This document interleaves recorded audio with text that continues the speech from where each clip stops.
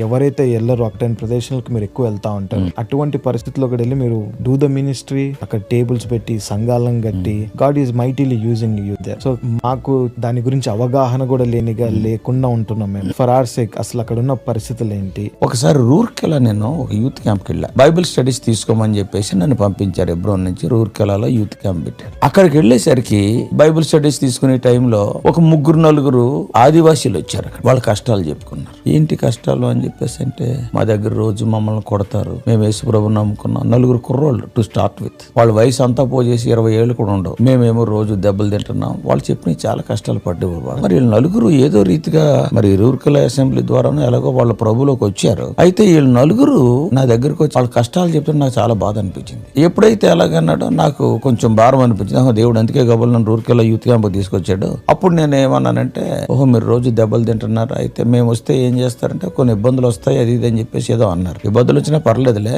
అని చెప్పేసి 2010 అనుకుంటా ఫర్ ద ఫస్ట్ టైం వాళ్ళ అడవులకి వెళ్ళాను. 15 ఏళ్ల క్రితం చాలా ప్యాథటిక్ సిచ్యుయేషన్ లో రోడ్లు సైకిల్ కూడా వెళ్ళావు. నా నెత్తి మీద నా సూట్ కేసు పెట్టుకుని నేను, నా పక్కన తిమోతేమో నెత్తి మీద ఏమో హార్మోనియం బాక్స్ ఊడింది, అది పెట్టుకుని అలా నడుచుకుంటూ పోయేవాళ్ళం. అక్కడికి వెళ్ళి చూసినప్పుడు వాళ్ళ పరిస్థితి ప్యాథటిక్ సిటీ, ₹1 లేదు వాళ్ళకి. Very very poorest of the poor. అడవి మనుషులు, ప్రాపర్ క్లాతింగ్ లేదు, ఇళ్ళ ఎక్కడెక్కడో ఒక్కొక్క ఎకరం 2 ఎకరాలకు ఒక్కొక్క గుడిసె 2 గుడిసెలు ఉండి అంతే. ఈ అడవి జంతువుల మధ్యలో జీవించేవారు. యేసు ప్రభు వీళ్ళ గురించి కూడా చనిపోయాడు కదా, కాబట్టి ఇక్కడ చేద్దాం అని చెప్పేసి అని అక్కడ మొదలుపెట్టి ఆ 4కి మేము మీకు సాయం చేస్తాం, మీరు యేసు ప్రభు గురించి కొంచెం తిరగండి, అక్కడెక్కడ చెప్పండి.